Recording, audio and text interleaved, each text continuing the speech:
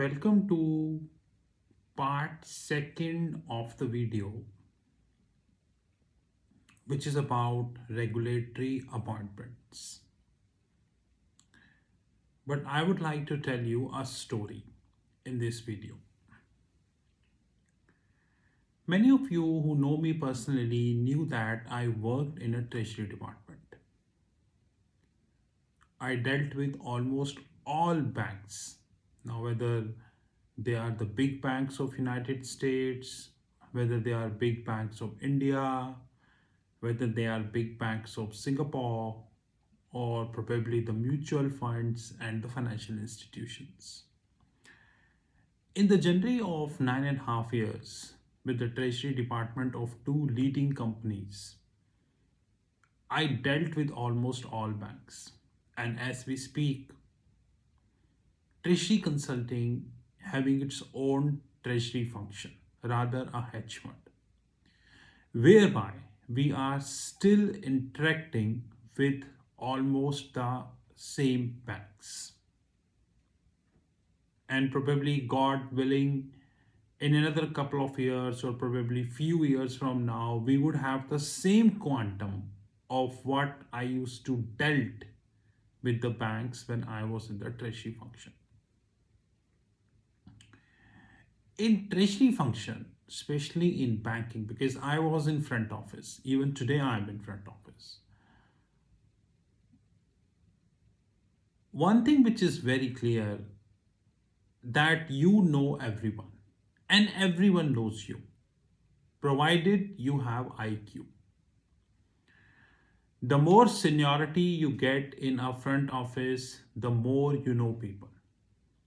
So let's take a simplistic example that in a treasury function, when you are acting as an analyst, let's assume you in front office, you might not be knowing everyone, but when you move higher, you would be knowing more and more people. You join, you meet with them, you share your opinions with them.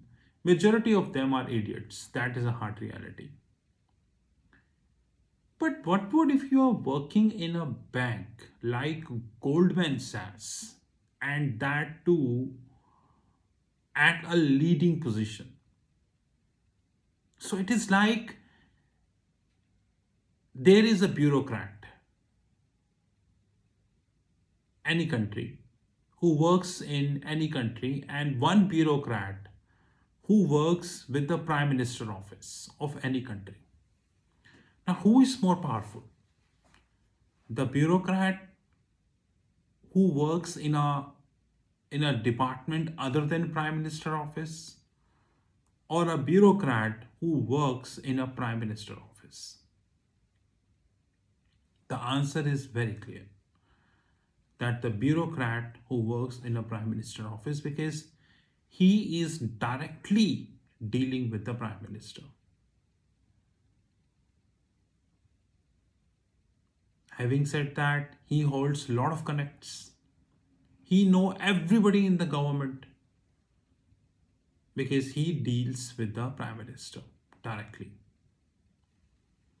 Compared to the other bureaucrats, who is a bureaucrat, but he barely meets prime minister in some events or probably something like this. Barely meets prime minister, or just kind of hi hello maximum. So there is a difference. A guy who was head of CFTC, Gary Gensler, page number 69. Let's have the background of the Gary Gensler. Gensler appointment marked stepped up for CFTC, a former high-ranking executive at Goldman Sachs. He turned his back on the Wall Street at the age of 39, having amassed a reported fortune of 60 million.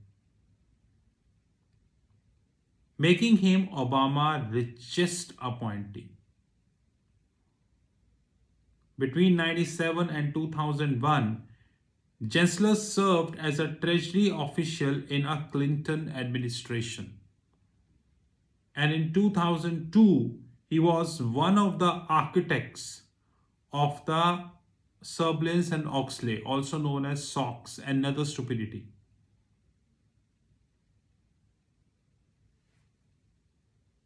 When you are working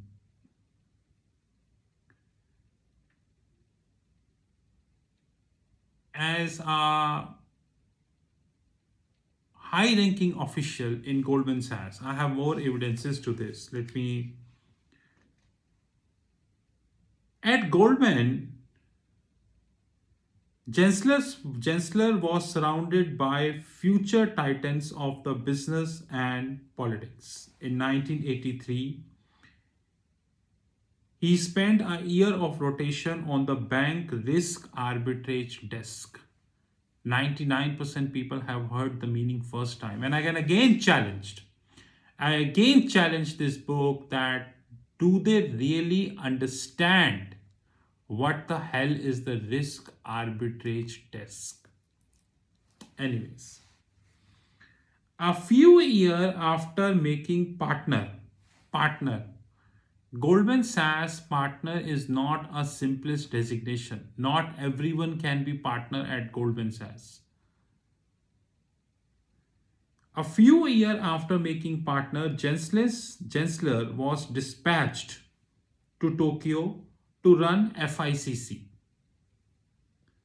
FICC means fixed income currencies and commodities. It's a short term. About a third of the 300 million in revenue Gensler oversaw came from trading yen-based swaps. Page number 73. You know that. Just check it out. I make the notes. I make the notes from the books, and this is a evidence. This is an evidence that how much stupidity the books actually do. And then I do the noting. You can see that. I make the notes and the noting. When you are a partner of the Goldman Sachs, and what the hell is the partner? You can check at the Google. How much salary a partner is getting, you can check at the Google. Everything is rightly available at the Google. When you're acting as a partner at Goldman Sachs, how can you say that you was not aware what the hell is happening in the LIBOR? I never be the partner of Goldman Sachs. I was not worked for Goldman Sachs. I only dealt with Goldman Sachs, that too based on my own interest. I dealt with JP Morgan, I dealt with Citi, I dealt with UBS, I dealt with many foreign banks, and even today.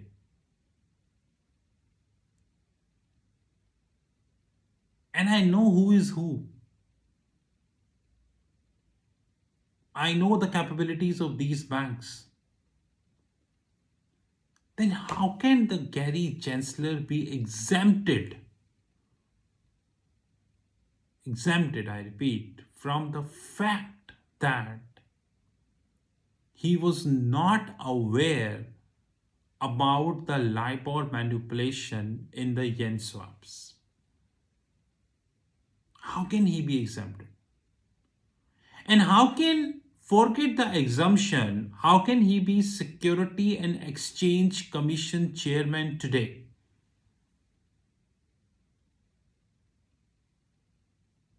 When US banks were also involved in the LIBOR manipulation.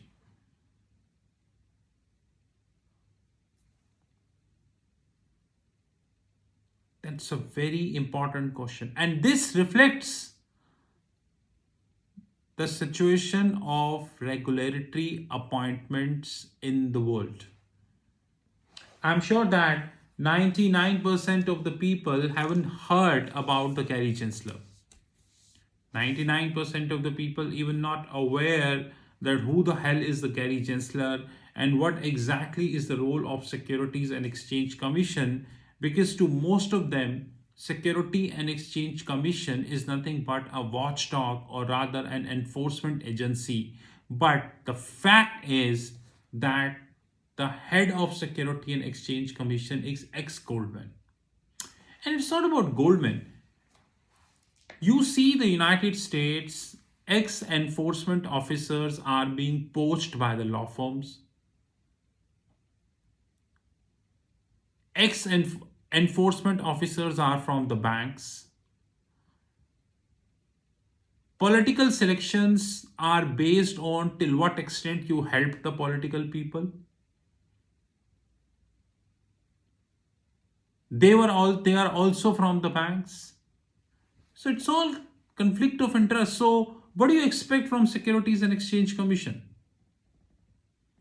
Do you expect Security and Exchange Commission anytime will look into the banks in a deeper way? We'll have more videos coming. Do you expect this? I don't expect this. Probably you may expect this, but I don't expect this. So I repeat that Gary Gensler was running FICC business.